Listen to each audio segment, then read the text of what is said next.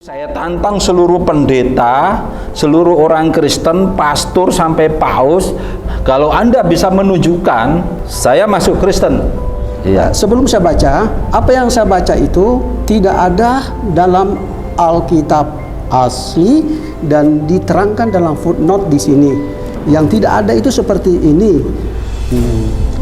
Yang ditaruh dalam kurung itu tidak ada. Ya, ini dalam kurung.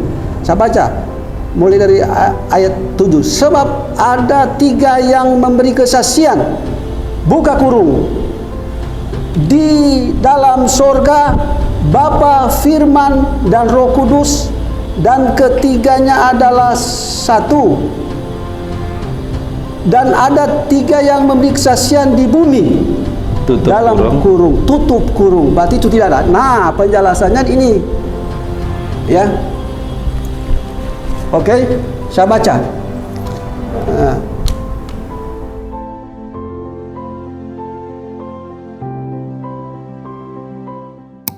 A'udzubillahi minasyaitonirrajim. Bismillahirrahmanirrahim. Assalamualaikum warahmatullahi wabarakatuh. Alhamdulillahirabbil alamin. Allahumma shalli ala Muhammad wa ala alihi wa ashabihi ajma'in. Amma ba'd. Alhamdulillah, pada siang hari ini terasa sejuk karena di dalam masjid, tepatnya Masjid Al-Ihsan di Sidoarjo, tempat wilayah kekuasaannya Ustadz Masyhud. Di samping saya ada Ustadz Masyhud. Beliau adalah seorang kristolog. Beliau adalah penulis dari buku ini, buku Misteri Natal dan Ketuhanan Yesus. Dan bagi siapa saja yang penasaran terkait buku ini, bisa langsung menghubungi Ustadz Masyhud di nomor berapa, Ustadz? Baik, alhamdulillah di Sidoarjo kami ini dan bersama Tuan Guru Bapak Danja Mumek. Ini adalah pertemuan pertama kali antara Ustadz Masyhud dengan Tuan Guru Pak Danja Mumek selaku mantan pendeta dari Manado.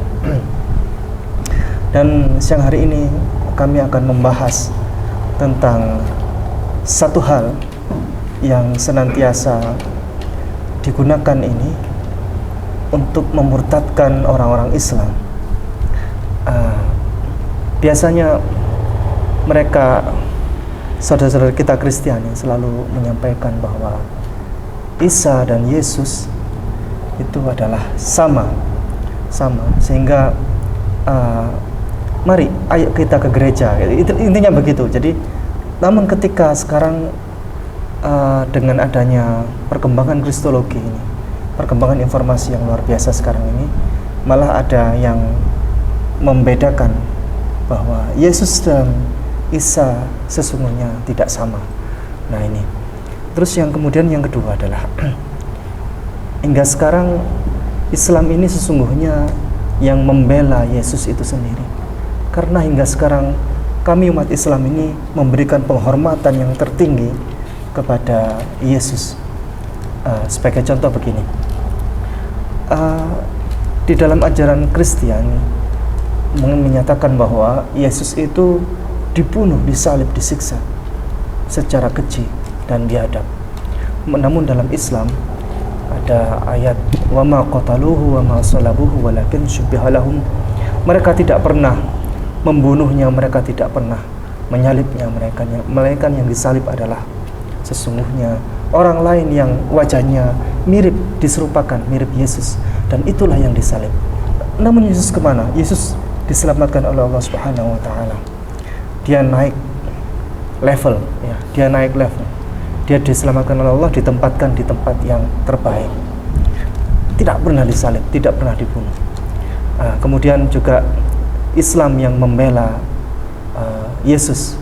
Jadi banyak hal ya. Nanti kapan-kapan kita akan bahas itu.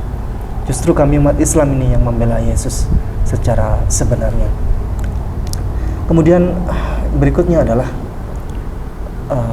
hingga sekarang itu terjadi ambiguitas antara berapa sih sesungguhnya Tuhan, ya, tentang Trinitas, ya, 1 atau 3. Nah ini persoalan karena kerap kali menyebutkan bahwa Tuhan itu satu, namun kok ada tiga. Nah ini seringkali membuat hingga sekarang masih matematikanya masih bingung ini bagaimana ceritanya. Baik, dengan Ustadz Masyud dipersilakan pertama kali. Ya, Assalamualaikum warahmatullahi wabarakatuh. Waalaikumsalam warahmatullahi wabarakatuh. Di surat At-Taubah ayat 30 Allah berfirman, wa qalatil yahudu Uzairun ibnullah wa qalatin nasarul masih ibnullah dzalika qauluhum bi afwahihim yudahiuna qaulal ladzina kafaru min qabl qatalahumullahu anna yufakun. Orang-orang Yahudi berkata Uzair putra Allah, dan orang Kristen berkata Al-Masih itu putra Allah. Itulah ucapan mereka yang asal bunyi mereka meniru mengadopsi ucapan keyakinan orang-orang kafir purba. Allah melaknat mereka bagaimana mereka melakukan penyimpangan. Dari ayat ini umat Islam memahami, ya hasil pelacakannya, sebenarnya doktrin-doktrin agama Kristen itu hanyalah meniru keyakinan agama kafir purba. Kalau agama kafir purba mengenal banyak dewa, mengenal anak-anak Tuhan. Nah, terutama di Yunani itu ada mitos dewa Zeus. Dewa Zeus ini anak dewa yang kemudian menjadi dewa, menikah dengan perempuan manusia, dan juga lahirlah anak-anak dewa, hasil dari hubungan dewa Zeus dengan anak perempuan manusia. Begitu pula di daerah-daerah lain sama, ya, keyakinan modelnya seperti itu, anak dewa punya istri dan lain-lain. Nah, kalau orang-orang Yahudi pengikut Nabi Isa tidak pernah menyembah Nabi Isa, mereka semua, apakah itu Nabi Isa atau Yesus dan murid-muridnya, menegakkan, menjunjung tinggi agama yang dibawa oleh Nabi Musa. Mereka syariahnya, tata cara kehidupannya mengikuti hukum Taurat Musa. Adapun di antaranya Yesus dan para pengikutnya sunat, tidak makan babi. Hingga sekarang tidak satupun ayat-ayat dalam perjanjian baru dalam kitab suci Kristen menceritakan Yesus pernah makan babi. Tidak pernah ada ayat seperti itu. Nah, sedangkan orang-orang yang asalnya memiliki keyakinan anak dewa, nah Yesus itu kan dibekali oleh Allah dengan berbagai mukjizat, bisa menghidupkan orang mati, membuat burung dari tanah liat kemudian ditiup menjadi burung beneran, orang buta bisa melihat, orang sakit kronis bisa sembuh, makanan sedikit bisa banyak. Nah, ini merupakan mukjizat. Nah, setelah Nabi Isa tidak ada, berita kehebatan mukjizat Nabi Isa ini didengar oleh para penyembah berhala, para penyembah dewa-dewa dan anak-anak dewa, sehingga Nabi Isa ini dianggap sebagai anak dewa oleh mereka. Hanya saja ada persoalan yang kontradiktif. Apa itu? Kalau Nabi Isa sunat, Nabi Isa mengharamkan babi, sedangkan kemudian penyembah Nabi Isa yang kemudian mereka sebut Yesus, mereka sudah terbiasa makan babi, mereka sudah terbiasa tidak sunat.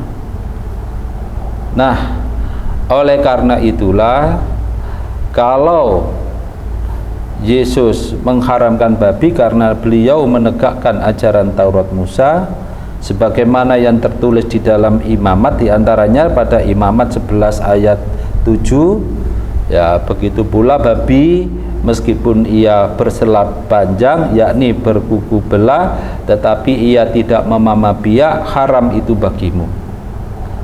Nah, pengikut Nabi Isa juga mengharamkan babi. Lah, penyembah Nabi Isa ini karena sudah terbiasa makan babi, maka Paulus dan para koleganya membuatkan ayat yang disuapkan pada mulut Yesus. Nah, diantaranya ya babi, ya kalau di Taurat itu babi haram, maka dibuatlah ayat di Perjanjian Baru tertulis pada Markus pasal 7 ayat 19 sampai ayat 20 bahwa segala makanan katanya sudah dihalalkan oleh Yesus, padahal itu mustahil ucapan Yesus. Nah, Yesus sunat, ya, pengikut-pengikut Yesus juga sunat, tapi kalau penyembah Yesus tidak sunat.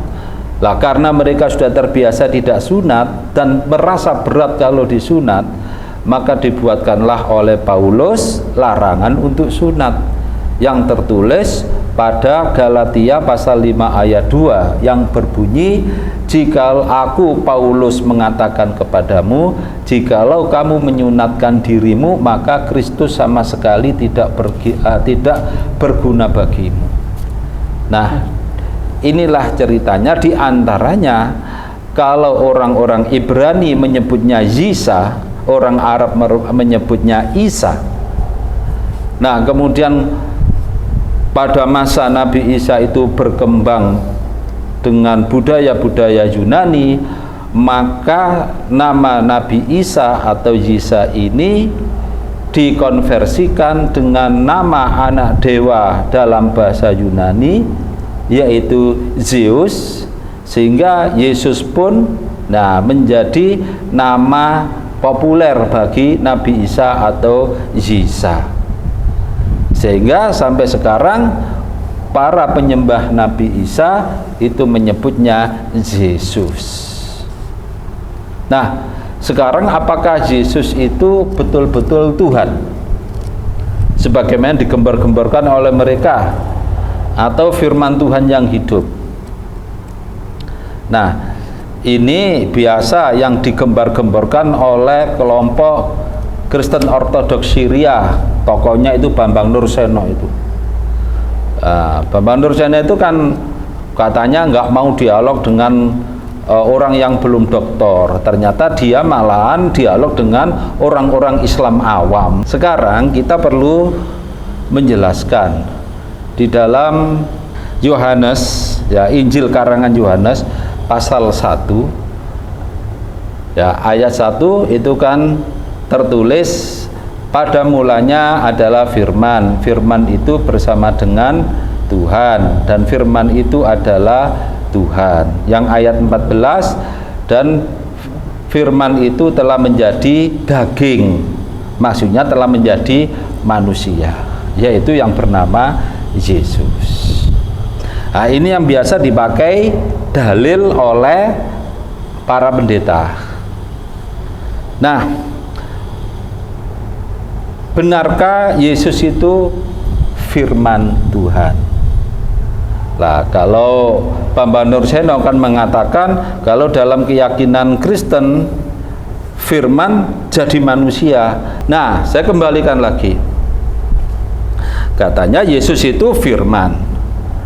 Nah, Gracia Pelo, anak buah kamu Bambang Nurseno, waktu saya tanya saat dialog Islam Kristen, nah, kalau memang Yesus itu firman, padahal Bunda Maria sudah diberitahu oleh malaikat di Lukas pasal 1 ayat 28 sampai ayat 33 bahwa dia akan melahirkan seorang anak Tuhan yang diberi nama Yesus. Kemudian juga di Lukas pasal 2 ayat 8 sampai 13, para penggembala diberitahu oleh malaikat bahwa telah lahir Kristus ya di kota Daud. Setelah itu para penggembala datang menemui bayi Yesus dan memberitahu Bunda Maria dan orang-orang sekitarnya bahwa bayi itu adalah anak Tuhan, bayi itu adalah Kristus Tuhan. Berarti pada masa kecilnya Yesus, orang-orang sudah tahu kalau memang itu benar ceritanya. Ini adalah Tuhan, anak Tuhan. Berarti ucapan Yesus sejak kecil itu adalah merupakan firman Tuhan. Kalau memang firman Tuhan diketahui oleh ibunya, oleh keluarganya, pasti dicatat itu. Dan mustahil tidak dicatat, tidak diingat-ingat, karena ini merupakan firman Tuhan. Lah oleh karena itu saya tantang seluruh pendeta, seluruh orang Kristen, pastor sampai paus, tunjukkan ucapan ya, catatan ucapan Yesus sejak usia 1 tahun sampai usia 30 tahun. Kalau Anda bisa menunjukkan ya catatan catatan ucapan Yesus yang otentik itu, saya masuk Kristen. Tapi kalau kamu tidak bisa, hai orang-orang Kristen, menunjukkannya, tutup mulutmu kalau mengatakan bahwa Yesus itu adalah Tuhan. Yang kedua, ada bukti bahwa Yesus itu betul-betul bukan Tuhan dan mustahil Tuhan. Apa buktinya? Di antaranya paling gampang ya, itu tertulis pada Lukas pasal 22 ayat 40 ya sampai ayat 44 ya, ayat 40 sampai ayat 44. Yesus itu kan ketakutan mau ditangkap di Bukit Getsemani itu. Terus dia berdoa kepada Allah ya, Allah itu nama Tuhan, panggilannya bukan Allah, nama Tuhan itu Allah. Jadi saat itu di Bukit Getsemani, Yesus berdoa kepada Allah dengan rasa takut karena mau ditangkap. Dia nggak rela kan ditangkap itu. Yesus itu nggak mau ditangkap. Makanya dia lari ke Bukit Getsemani berdoa kepada Allah. Nah saat berdoa itu didatangi oleh malaikat. Malaikat ini memberi kekuatan kepada Yesus. Yesus semakin ketakutan. Lah kalau memang Yesus itu sebagai Tuhan, untuk apa dia ini berdoa kepada Allah, Tuhan pencipta alam semesta dan Tuhan pencipta Yesus? Untuk apa malaikat memberi kekuatan Yesus kalau memang Yesus itu Tuhan? Seharusnya Yesus yang memberi kekuatan kepada malaikat, bukan sebaliknya.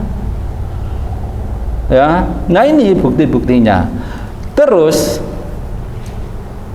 tentang ayat-ayat Trinitas, kalau di Matius pasal 28 ayat 18 sampai ayat 19 yang berbunyi, segala kuasa di langit dan di bumi telah diberikan kepadaku, oleh karena itu pergilah, jadikanlah segala bangsa muridku dan baptislah mereka dalam nama Bapa dan Anak dan Roh Kudus.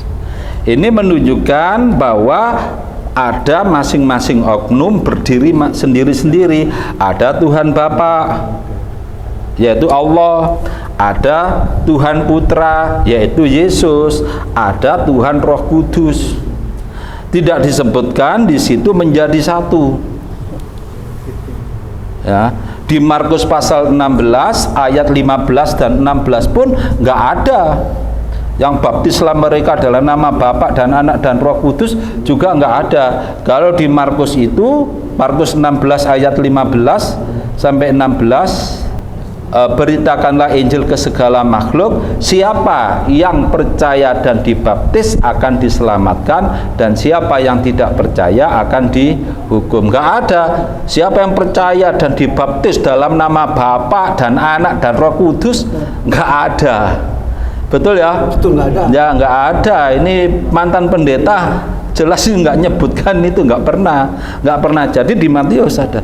Nah, penegasan bahwa ini masing-masing itu berdiri sendiri Di antaranya di bagian akhir Markus, yaitu Markus 16 ayat 20, itu disebutkan setelah Yesus berkata demikian, terangkatlah ia ke surga, duduk di sebelah kanan Tuhan Bapa. Lah berarti Yesus sebagai anak Tuhan dengan Tuhan Bapa masing-masing berbeda oknum, tidak menyatu. Nggak ada penjelasan tentang menyatu. Lah terus dari mana ayat yang menjelaskan Tuhan Bapa, Tuhan Anak, dan Tuhan Roh Kudus menjadi satu? Memang di Injil nggak ada. Itu tertulis pada terjemah naskah Latin, bahasa Latin. Kalau di naskah Yunani, bahasa kitab Injil itu kan mulanya ditulis dalam bahasa Yunani. Lah diterjemahkan ke bahasa ke bahasa Latin. Terjemahan bahasa Latin dinamai dengan Vulgata. Naskah Vulgata terakhir memang ada, awalnya nggak ada. Nah, sedangkan yang naskah Yunani tidak ada. Nah, karena tidak ada, pada tahun sebelum tahun 1520, Erasmus, seorang cendekiawan Kristen berkebangsaan Belanda, menerbitkan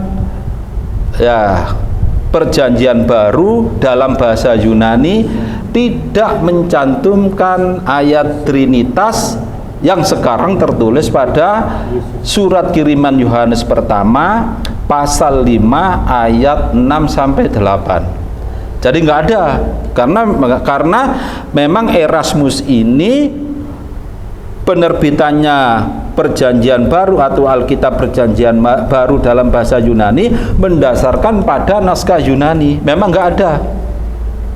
Nah, setelah naskah yang diterbitkan oleh Erasmus ini beredar, tokoh-tokoh Kristen marah.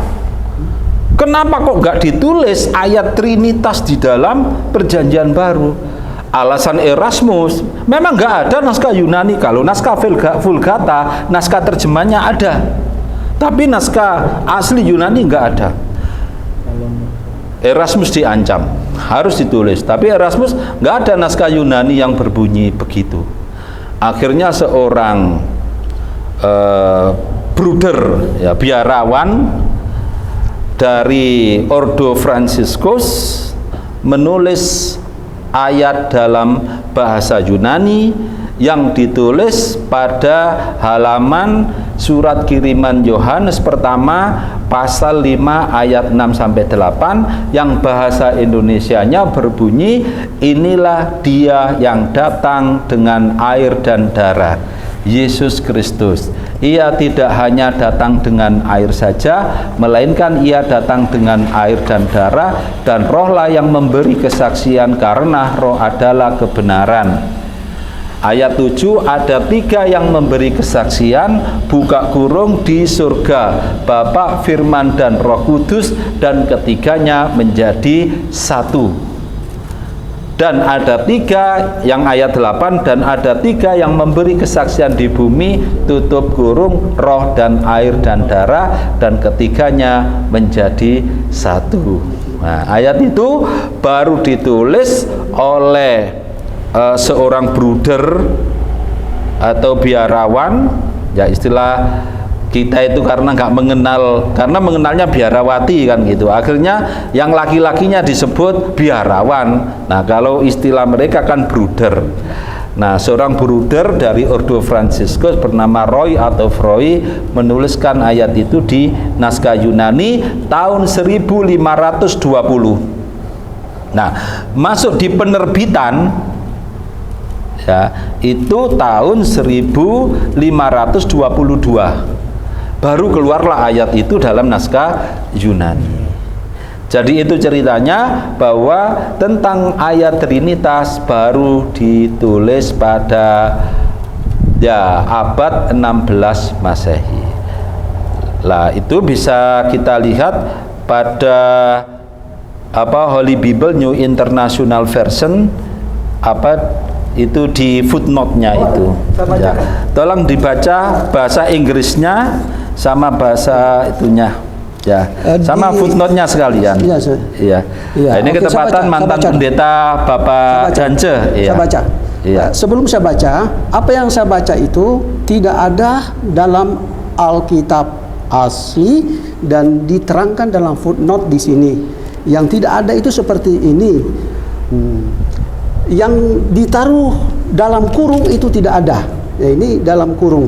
Saya baca mulai dari ayat 7. Sebab ada 3 yang memberi kesaksian, buka kurung, di dalam sorga, Bapa, Firman, dan Roh Kudus, dan ketiganya adalah satu.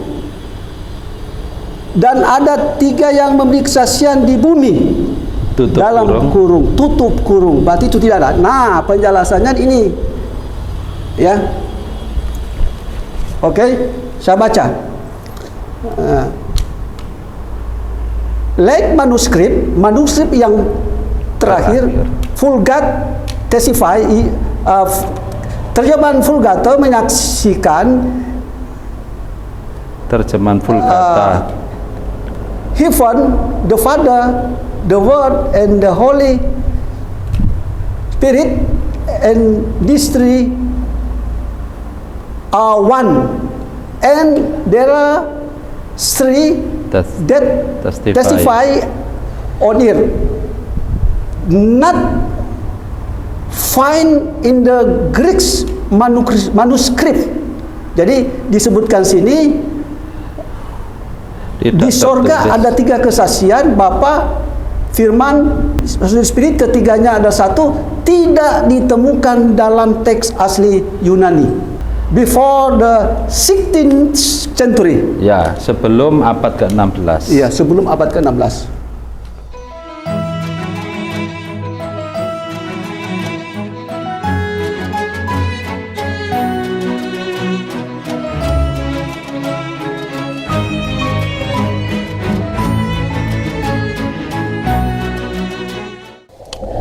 B'Shem Adonai HaRahaman HaRahum Hadahillah Ledonai Rabban HaAlamin HaRahaman HaRahum Molech Yom Haddin أطخ عبديم وبخا مستيعين